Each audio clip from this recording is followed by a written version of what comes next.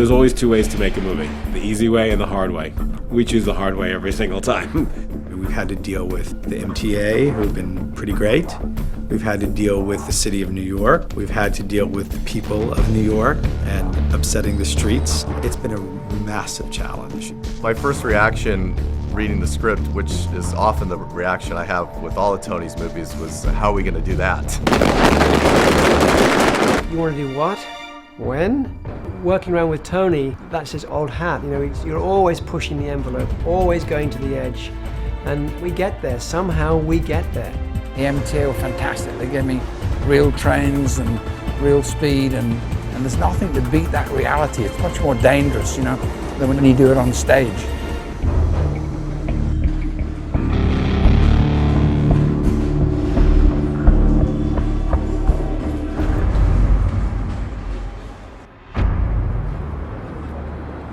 Brian Helgeland, who's a very good friend of mine, we did A Knight's Tale together. And he had come to me and said, did you ever see the 70s movie, Taking a Pelham 123? And I said, I did, and I liked it quite a lot. And we watched it again, and we realized for what it was at that time, it was good, but it didn't take full advantage of what the kind of fun story was. And it kind of felt right for a retelling, not really a remaking, but a retelling. We went to Sony with it and tried to get it going and couldn't really interest them. So I pitched it to Denzel, Todd and I, when he was doing his play in New York. 3 years ago, we sat down and they talked about it, and I don't know what happened. It went away. And I think, quite frankly, they were looking at other actors at one point, and you know, whatever the process was with the studios or whatever. And they came back to me a year or so ago. One of the things that attracted me to the movie was the challenge of making it work. So I'm always looking for a challenge. And when Brian and Todd came to me and said, you know, Pelham 123, remember? I said, yeah, I remember it. And I thought, wow, it's a tough movie to pull off, because it's really half the movie or more is two guys sitting on the end of the phone talking to each other, you know? I liked Pelham a lot because Pelham, you meet everybody on the fly. They're all at work, whether they're train traffic controllers or police or the mayor or the hijackers. You meet them all right in the middle of doing what they're doing at the opening of the film. What appealed to me was to tell a story that happened in real time, and everything we learn about the characters we learn as we see it unfold within that time. I came to the project because of Brian, and I came because he had a vision, and I could see the combination of his vision and what I would do with that vision, you know, the two of us together. And with us, it's an organic process, and I knew he was starting in a great place with the script, and I knew with our research, which I always do, we would take it to this other place, to this next level. In the original novel and in the original film, first of all, the Garber character, the hero in the story, is a policeman. He's a transit cop. So what I thought would be more fun to see is to see someone that has no fallback position or no experience to call on when that call came in. We're really making a movie about the relationship of these two men, and the idea that they're completely separated, and that progressively as the movie goes on, it comes closer and closer together. And that's kind of how it's a little different from the original one also. In the original one, they're really apart pretty much for the whole movie. Our third act, we bring them together because hopefully if we've done our jobs right, you want to see these two guys ultimately land in the same room together. So that's kind of where we went with the idea of bringing it into the year 2000, so to speak. A different kind of audience today. I think audiences have a different expectation. They always want to be entertained like they did in the 70s, but they also, I think, like the bad guy and the good guy to be together on screen a little bit longer. I don't think that movie would have worked exactly today as it did then. I said, okay, well, what are you going to do to improve that? I mean, you know, that's still a good movie. And it was a very unlikely cast. It had Walter Matthau as the part that Denzel was going to play, and then it had Robert Shaw as the part I would play. And I thought, well, Tony should have a vision. So I met with Tony, and he told me he had a very specific image and design for the movie. In short, it was kind of like the same Taking Pelham 123, but on steroids, meaning very intense and very hyped up and very contemporary. What I loved about it's two different worlds. There's this dark subterranean world in the bowels of New York, and then you got this cleanliness. And when we researched it, the MTA now looks like NASA. It's huge. It's like 1.5 times the size of a football field. There are 100 employees sitting there. They've all got headsets on. You can hear a pin drop. Very different from the original. So I took that world, the quietness and the cleanliness and the high-tech quality of the MTA, and balanced that with the darkness and the grittiness of the bowels in New York in the subways. Every stage of my filmmaking and development is to do with research, you know. So when I get a script, I'll go out and research the world. And I work with Don Ferrone, who's been with me now, God, 15 years. So Don goes out, he goes to the MTA, for instance, on this movie. Tony and I use the term reverse engineering. So we might start from the back of the script and work forward, which is really a difficult process to do. But in this particular movie, every character that was found in the screenplay, we found a real person. Off that research, we get to tweak and tune the characters, and then Brian takes it and he gets these ideas from the real people. The great thing about Tony is he understands an important thing, which is that truth is stranger than fiction, and that you can never really invent something really that's better than what you could find that actually happened. So he's a relentless researcher. We give the writers a menu, and the menu is all tabbed to different parts of their script, and then that will lead them to a person and a transcript that again is all distilled down. So there's a gigantic process that gets down to a very concentrated product. Through my research, we managed to embellish the characters and get a better sense of who they were, and those characters we gave to John and to Denzel. I think Denzel brings to every role he does such realism. Tony and Denzel and I went to the MTA before we started shooting, the real MTA, right, Manhattan, and I watched him for about 2 hours just watching different people. He didn't say anything. He would just stand in the background and he would watch, and he would sit at their desk and he would observe. He would ask certain key questions, and you could tell he was just a computer taking in all the information of real people. And he knows how to embody real people. So, but that's a good look back, though. Yeah, because I'm like, because I don't know what he's doing. He might be getting ready to kill me. I don't know what's going on. It was originally written as a cop, and then Brian and I sat with Denzel, and Brian told a story about his brother-in-law, actually. And this story epitomized Denzel's character. And he said, I've played cops, I played FBI, I played CIA. I didn't want him to be, a cop who's this and he's good with guns, and I just said he's just a guy. A guy, an ordinary guy in extraordinary circumstances. But you gotta believe that those cops are gonna be down there any second. Bring them, motherfucker! Bring them! Unload them! I don't give a shit! The Travolta character is a kind of a composite, but we found several different people who had worked for the city, who had embezzled money or done different things and gone to prison for it. We interviewed prisoners who had gone in kind of white collar and come out sort of changed by their prison experience and tried to incorporate those things. Tony Scott and I looked at photographs of ex-prisoners and criminals or gangs and things that were of the moment, like what's the latest look for those guys. And a lot of them had this kind of teddy boy, long sideburns, different kinds of face hair. And, I was all for the tattoo stuff because I knew that was part of it. So we chose this tattoo here, which is a hand with a gun in it saying, my cold dead hands. That's $10 million plus 1 cent. That is a deal. Now you call the mayor and you tell him that price. John Travolta's character is based on a guy, I won't tell you his name, but he was caught in the parking violation scandal of '93, I think, yeah. And he and 2 other guys, everybody was caught with a hand in the till. There was a lot of money taken. And so in that time he's in jail, his whole obsession was taking revenge on the city that had taken him down and humiliating the city like he'd been humiliated, and getting back the money he felt that he'd lost over those 12 years of loss of life. It's a little bit of the Mark Rich character. He does a money shift, invests in gold, the dollar drops. When he hears a hostage situation in the subway, gold rises, and you do a money shift and it's coming back up. And you can make a huge amount of money. Caminetti was based on the real hostage negotiator, a guy called Jack Cambria. And Jack has done more hostage negotiation in the history of America than any other human being. Lieutenant Jack Cambria was the head of the hostage negotiation squad. He was also the guy who ran their special services, which is SWAT teams. Knowing what I know about Tony Scott, he likes to keep his productions as realistic as possible. So he wanted, to get some concepts of what negotiations are all about from an actual NYPD hostage negotiator.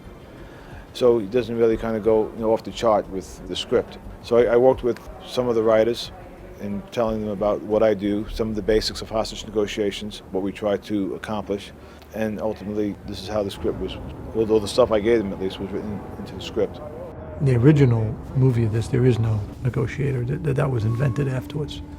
So, but Jack Cambria is our advisor. So I thought, well, he was an interesting guy. Mr. Garber's the train dispatcher. This is now a police matter. This guy is very calm in the most tense situations. He is at his calmest, and they know exactly what they're going to do. They're a very, very legendary group, the NYPD hostage negotiators. There's no tactical options at this point. We can't get into that train. So really the only option is to try to talk to them, negotiate. You can either talk to me, but if you don't want to talk to me, then you have to talk to them. Emergency service, the machine guns and the vests and the helmets. When you look at John Turturro, John became Jack. From his suit, to his yellow tie, to his blue shirt, to his mannerisms, and Jack was on the set. And it's good for actors, whether they want to steal directly or they just have a comfort factor. One of the things that we were toying around with was, who did John Travolta find in prison that he could use to help him do this thing? And we settled on a train conductor who had been imprisoned for driving drunk or driving under the influence and killed people and did stuff, while he was there. And then he needed some muscle. And we looked through the usual suspects, and they were kind of, okay, we've seen this before, and generally it's been overplayed. Don went out and researched, found these two guys called Victor and Robert, and they're real guys. One day, my father's calling me and telling me, the lawyer's looking to talk to you, from my lawyer. I'm thinking I caught a new case. Something popped up from the past. I'm going back in jail. One day the lawyer leaves a message on the answering machine saying, Hollywood wants to meet with you. So I'm thinking I'm being set up. I got a knock on my door one night at the hotel, and 3 detectives were out in the hall with one guy.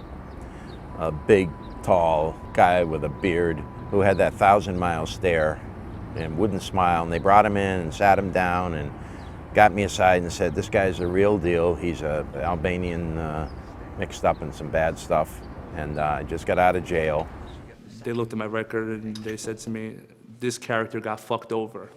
And every time you've been arrested, you've got fucked over. You've been snitched on, you never snitched back. Could you consult? So I looked over at Victor, and he was staring at me, and he said, why the fuck should I tell you anything? And by the way, what the hell am I even doing here? I was a little bit weary about this man, Don Ferrone. I just met him. He worked with the state and the feds, so it's like I'm against him, and now he wants to talk to me and be friends. So I said I got to introduce him to Tony, with the idea that we would just use them with the writer and use them with the actors, the trained actors, and just be around to kind of help set people and costume people and all that kind of thing. So brought him over to Tony, and Tony, after about an hour, looked at me and said, I want to put these guys in the movie. And I said, well, don't say it in front of them. And, he asked me why not, and I said, because if for some reason there's a slip up here, this is Albanian, this is old, they have a code. The code is what they call the Code of Lukagini. It's a code that predates the mafia in Sicily. These guys are a notch up from that. So you don't promise them anything. And of course, we turned around, they continued their conversations, and then Tony suddenly blurted out and said, I'm gonna put you in the movie. So as soon as he told me this, the first thing I said to him was, I have a cousin. And my cousin, which is the character Emery, Robert Vitage, I'm like, you have to meet him. He's been chasing this for 8-9 years, doing Broadway shows, extras, whatever the fuck you want to call it. He was doing it waiting on lines. So I wanted to do him a favor, so I told Tony, you gotta meet my cousin. He's like, oh, this, that. I'm like, the deal is you meet my cousin, anything you want. What did he say? Shitty orders. Get out. A dollar. Let's go around board. Right, exactly. So Borga finishes it. I'm gonna be in the zone more scary. Yeah. No, but that was good, man. You were scary enough. Fuck. I'm just going to play with the gun a little bit. Okay. The first or second audition, we shook hands, and when the person, he goes to pull away from the handshake, and I didn't let him go. I held on to the handshake for like 5 or 10 seconds, and I was like, Tony, I said, this is my contract. He's like, what do you mean? I said, this is my contract. I said, I don't need the piece of paper. You tell me I got the role, or, you give me a word right now. I trust you. He's like, whether or not you have the role, I'm going to call you. 3 months down the line, I get the phone call from Tony Scott. The message over the phone, hey, it's Tony Scott. I said I was going to call you. I kept my word. Come down, let's have another meeting. We had another meeting, and I got it.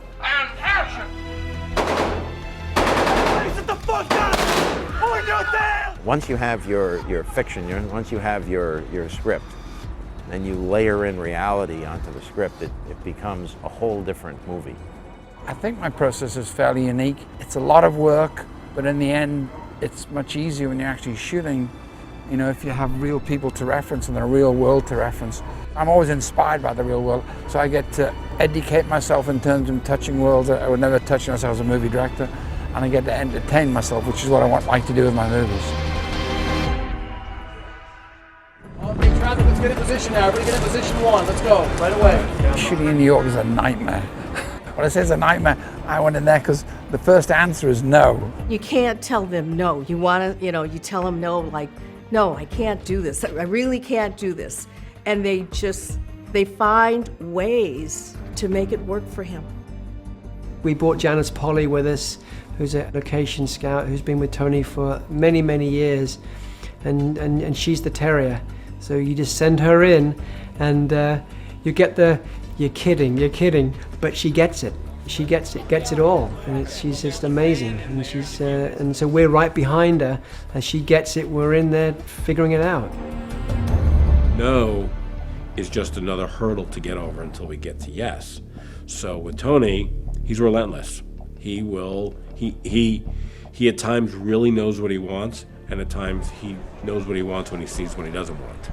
And then as time goes on and we got him on our side, then I really enjoy it. But I didn't understand that is just part of New York's personality to say no first. They basically give us a rough idea of what they're looking for, and we let them know what we can accommodate them with. And we basically reach a compromise. In some respects, we're limited to what we can do and what we can't do, of course. This is not a soundstage. It's a live functioning system. So it's not like we can shut everything down just to accommodate the production company. The easy way would have been to build a tunnel and a train in in an armory or on a big soundstage, and then shot everything that way. But not so much whether it's the easy way or the hard way. Realistically, there's something about being in the environment that the movie takes place that helps bring it to life. It's tough shooting that many, but it's great. This is the bowels of the city, and what people normally do is build sets and try and reconstruct it, on a stage. But I think there's nothing like the real world, capturing it. It's hard shooting down here. It's difficult. It's dirty. But it's exciting and it's dangerous. I'm using real trains running at 40, 50 miles an hour with Denzel jumping out the way and John and these 2 Albanian kids. And so it's a challenge. It's a challenge. I always love a challenge because it sort of, inspires me to reach for different things. It's dirty, it's dark, and it's a very close environment with all of us all on top of each other and shooting with 4 cameras all the time. It's tough. Everything has to go in without fixing to the fabric of the building. So everything has to be wedged in and then all our lights fixed to it. But it's like right into the corners, and that's where all the dust is. So the guys get utterly black.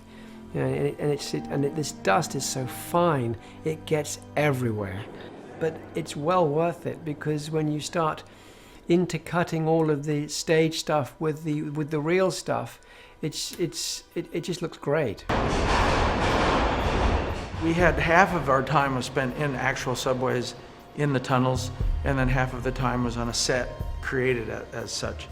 And to be honest, once you're in that compartment and once you're in that atmosphere, it doesn't feel that different.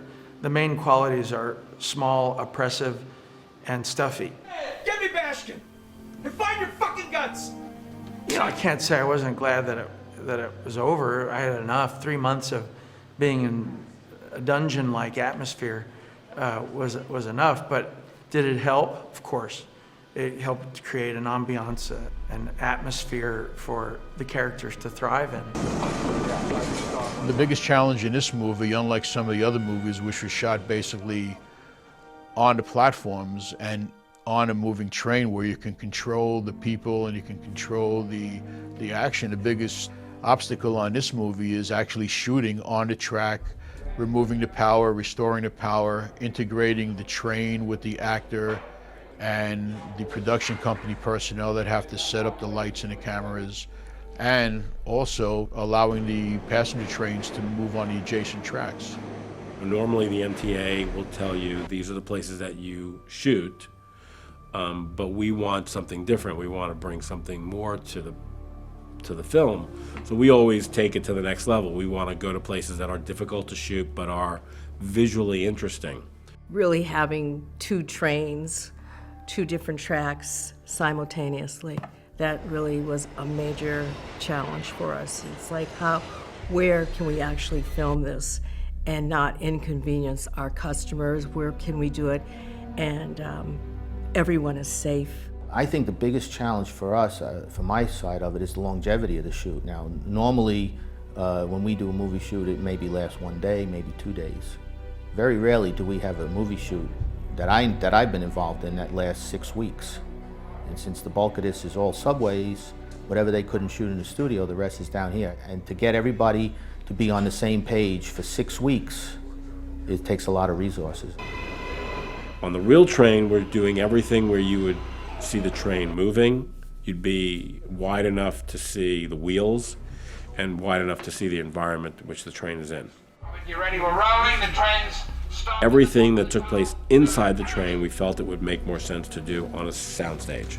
We shot on stage at Astoria. We built our set there, and we built the train car for most of the dialogue and the interior train car we built on stage. It became evident that we were going to need a car that we could pull all the walls and all the ceilings and to a certain degree get a little bit of movement out of. Go heavier, Mark.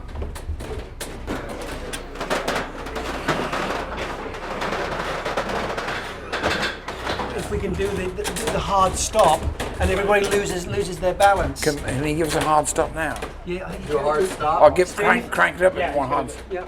Oh, great. There goes the code. It worked. So we could move the car 30, 40 feet, and then where the cop gets shot, and he says, stop the car, and he hits the button. We do all that on the set, because in reality, to stop a 10-car subway train, it doesn't stop on a dime, where we can make this one do that. Anytime we're on the set, we came up with a translight and these very lights which simulate the movement of a train. So I think when you look out the windows, you see the translight lit up and the sound, you'll believe it's a real train. As long as you don't hold on it and you keep moving and you've got passengers in the car, and with the sound effect, it just feels like a moving train. Rolling cameras, rolling video. Everything's rolling.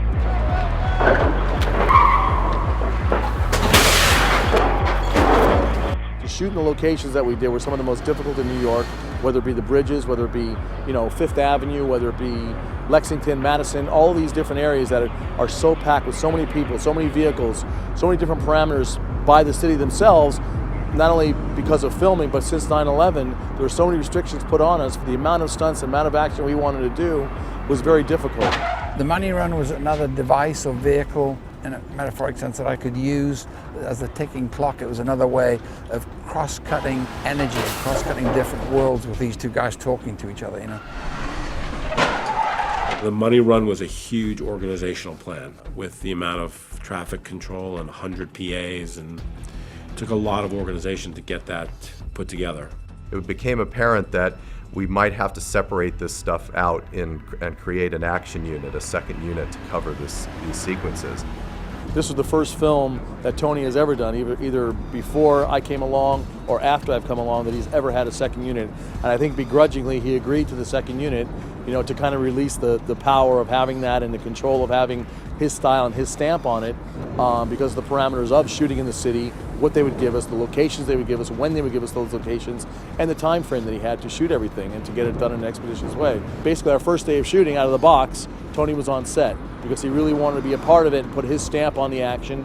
So he was with us for basically the first 3 or 4 weekends that we shot. He just couldn't stay away. He wanted to go out there and shoot it all himself. It's what he loves to do. So for about 4 weeks, he shot for 5 days on stage and then went out and shot on the weekends with the second unit crew all of the action sequences for the money run. And I think the difference with the stunts that we're doing this time in this movie is that it's all about bone-chilling hits. Everything's done at ultra high speed. There's no cosmetics. It's just how hard and how fast they can drive and hit.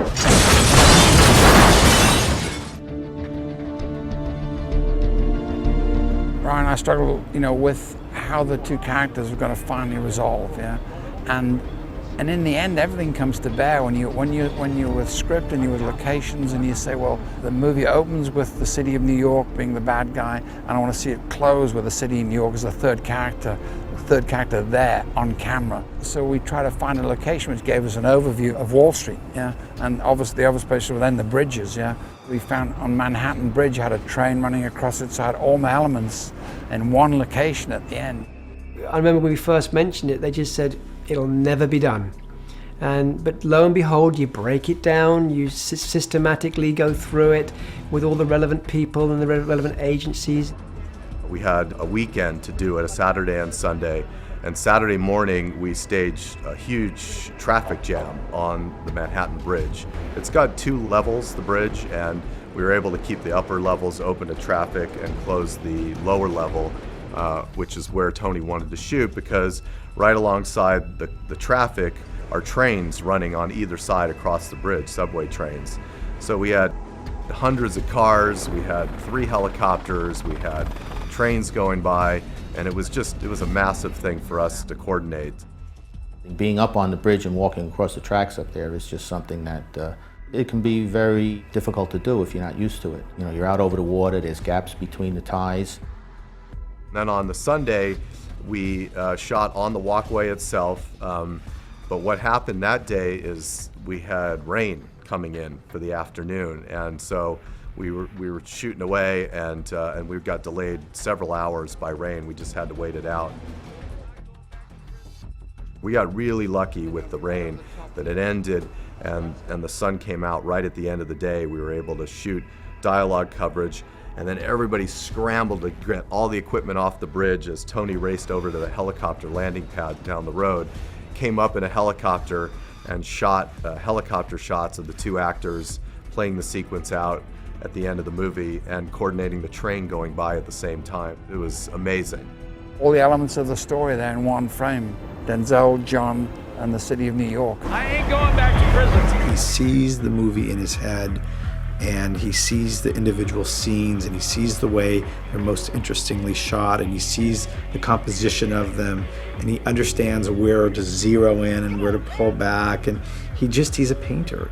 The nice thing about working with Tony is he brings you in and makes you part of the process, and we figure out the movie together. But ultimately, the goal is to make a good movie, and that's what we fight for every single day. It's amazing what you get, not just in terms of the action side of it, but what you get in terms of performance when you put real actors in those situations with real trains blowing. Then I continued on, I put them in real traffic, I put them with real helicopters, and so John's fighting his performance and Denzel are fighting the helicopter. But it's good because it gives you a reality and a life that the actors find easier to embrace if they're inside the real world rather than having to manufacture it in their own minds. The real MTA, the real subways down below, real bad guys that Tony researched with John Travolta, real people that worked on Wall Street. As long as you have a base of realism, you can stretch from there, but everything has to be grounded up front. All the elements in the movie I could bring to the canvas. So the elements in terms of hostages in a subway, the money market shift, I've got the quietness of the MTA. These 2 characters are 2 total extremes. Everything's really about extremes in this movie. And it's a movie that never lets you off the hook. From the point your ass hits that seat, more than any other movie I've done, you're like, you never let go. You can go anywhere in the world And when you say the word New York City, the subway is part of those phrases or those things that people talk about. There's 1 million people that pass through the transit system every day, depend on the transit system as their means of transportation. It's a busy city, it's a tough city to get around in. It's the bowels of the city. It's exciting and it's dangerous. You certainly can't beat New York City Transit when it comes to filming. We have flavor that you cannot capture any other place in this world. Without the subway system, the city comes to a grinding halt.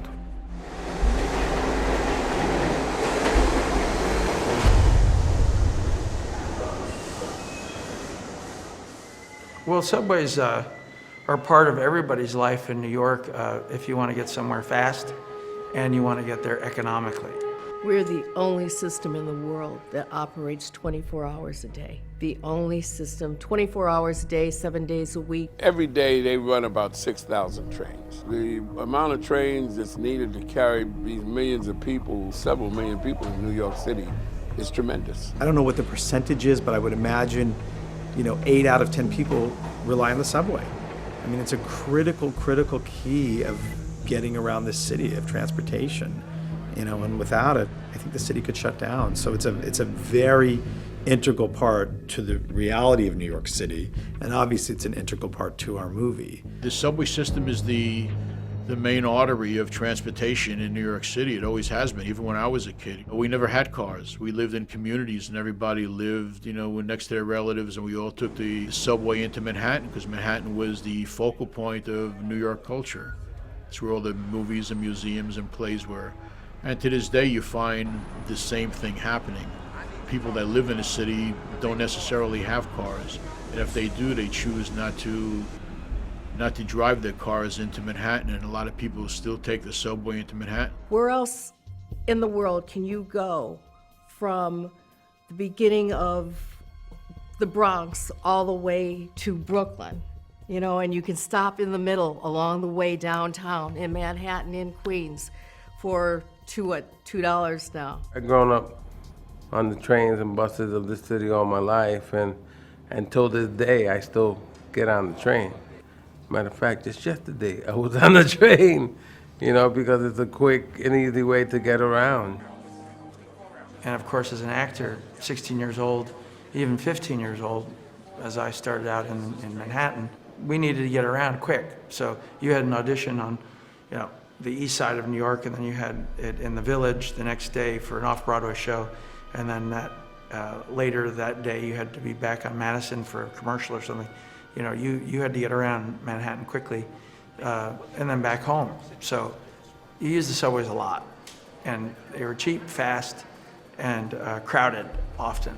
As a young adult and an adult, I took the 2 train from 241st Street and White Plains Road. I knew every stop, 241st, 238th, 225th. I said to myself, whenever I got $2 to rub together, I was gonna never take the train again because I had to take it. I used to hate having to take it. I almost got robbed on the train. I did everything on the train. And now for the last 4 months, not only have I been in the train, I've been in between stations. Back in the day, I used to sneak on the train all the time, onto the D train and right up to Yankee Stadium when I was a kid. And after the game, walk down one stop from the stadium and sneak on the train there, sneak back. But you're a kid, you get on the trains, you ride between cars, you sneak down the side, you never went too far. So it was interesting after all these years, 30 years later, whatever it is, to be on the subway. I mean, I've been in the subway the last 4 months. Safety was a huge concern for the MTA, and always is for us in the film business too. We work in environments that the general public doesn't go into. I have 100 people down there every night, all wanting to be back in bed, not be down stuck in the subways in New York in the middle of the night. When you have as many people that this production has down on the tracks, believe me, it is a major challenge. The danger itself is always just being on the tracks, tripping hazards, grease, stuff like that people who are not used to walking down there, and sometimes even people that are used to walking down there, if they get a little careless, something like that can happen where they can slip and fall. The movie basically started off for us going into a track class for 12 hours. You learn about the third rail and how at any and all costs you stay away from the third rail. and you learn about the little alcoves that you tuck in when the trains are going by and the different safety apparatuses that are along the way if something happens, and you learn about the danger of it and how real it is. It's to teach you how to be safe when you're on that track. It's how to walk safely, how to protect yourself when you're on the tracks. At first you kind of thought, well, you know, do I really need 8 hours worth of education on subways? But when you look at the tragedies that have happened in the subways of New York with workers, you get the idea that, well, maybe there is something I should pay attention to. Tony had been working and flew in on a red-eye flight and came straight to the class, and so it was a big challenge for him. We had to all help him stay awake. I fell asleep numerous times. I failed the class.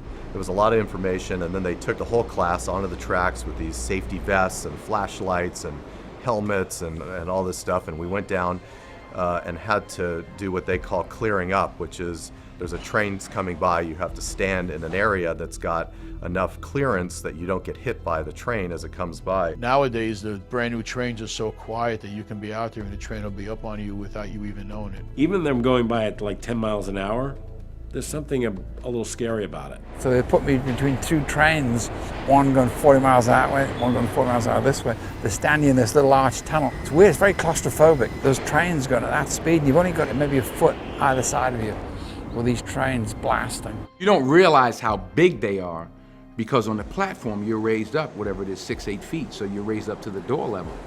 But when you're on the tracks, you're down here. They're monsters. And they're rolling 40, 50 miles an hour. The wind, you know, can move you around. I mean, you got to brace yourself. It was dangerous, you know. You step the wrong way, you get hit by a train, you touch the third rail and you're over, you know. We learned how to work down on the tracks with the live third rail. The third rail is always your biggest nemesis down there. You know, you always have to treat the third rail like it's always on. You never take it for granted that it's off. The third rail supplies 600 volts of DC power that energizes the train. You got 600 volts of direct current running through that third rail, and in a rush hour, the amperage is up to about 10,000 amps. The more we worked in there, the more aware I got because I could see what was happening. People start getting relaxed, you know, and they showed us a photograph of what happens if you hit that third rail, and it ain't nice. There's different operations to remove power depending on where you go. It's all related to safety and communication. Nobody can enter the tracks until it's confirmed that the power is off and secured. We take a lot of safety precautions. We don't take any chances. You learn to respect the rail. What I mean by respect is always treat it alive, whether it's de-energized or energizes. Always treat the rail as if it's alive. You'll never get hurt. You know, people are just stepping over it, and I'm like, I assumed the whole time that all rails were alive. So that's the way I operated. Walking in a subway tunnel with lights behind your back or in front of you, there's a lot of shadow effect, there is a lot of tripping hazards down there, and you have to be cognizant of your location and your position, and you just can't step out without looking as to where you're going. It's a dangerous place to be in. It's so loud and noisy, you can actually get lost down there. And suddenly you lose orientation, you don't know where you are. And so the MTA have been very, very cautious about how we work down there. It's so easy to get hurt down there. You know, if you're tired, let's say you step the wrong way, you're not paying attention. But all the guys that ran the show down there, the MTA guys, we had, you know, people watching and people warning. I think we trained about 300 people for this movie. That was a challenge in itself. I think at the end of the day, I was kind of glad because I felt more confident being under there, and maybe naivete or lack of knowledge would have hurt me if I didn't, because I was running around the subways more than anybody else was, literally. Whenever I could, I pushed to shoot in the subway. Pelham 123 has been in this system more than any other film has been in the system. I believe that we have given this production company more than we've ever given any other production company. Of course, our main function is to move people, and we really can't inconvenience the people by taking large segments of track out of service. So what we have to do is we have to find areas where the production company is going to be comfortable in getting their shots and accomplishing their task. On our very first scout, we went to look at tunnels that they had available for us to shoot in Brooklyn on a 4-track system where they were going to give us a couple tracks at night. There was also a yard below ground there where there was different sections of track that we could use for sequences as well. We shot at Hoyt Street, of course. We're shooting at Church Avenue on the express tracks, which are nominally used. They're not, it's not a major thoroughfare for trains, so we're able to occupy those tracks at night, which gives us a little flexibility and gives them a little variety as to some of the shots they can set up. There was a tunnel, one of the subway spurs that came up under the Waldorf Astoria, and it was used by, among others, by President Roosevelt. And of course, he wasn't as mobile as some of the other presidents because of his polio back then, so there was a spur that was built underneath the Waldorf Astoria Hotel, so when the president was visiting, he could be whisked down Park Avenue or under Park Avenue under the New York Central, on the New York Central to the Roosevelt spur and whisked back out of town in the same way. And we got very close to it. We got to the doors.